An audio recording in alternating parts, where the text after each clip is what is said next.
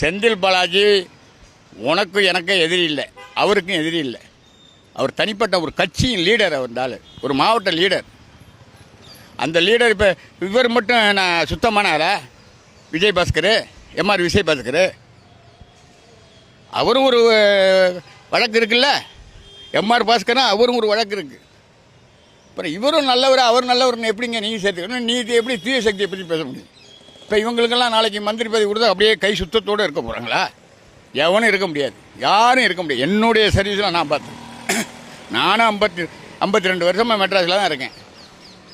இதெல்லாம் தப்பு. வார்த்தையை விடக்கூடாது. என்றைக்கு உங்களுடைய ஸ்டேட்மெண்ட் நீங்கள் வந்தால் மக்களுக்கு என்ன செய்யணும், என்ன அதோட டெவலப் பண்ணுங்க செய்யணும், படிப்பு வசதியை பெருக்கணும், தொழில் வளத்தை பெருக்கணும், கம்ப்யூட்டர் செக்ஷன் இந்த மாதிரி வளர்ந்து போகிறதுக்கான ஒரு இதை செய்யணும். இதெல்லாம் விட்டுட்டு எதிர்க்கட்சியை திட்டுறது அவங்களுக்கு அதெல்லாம் தப்பு.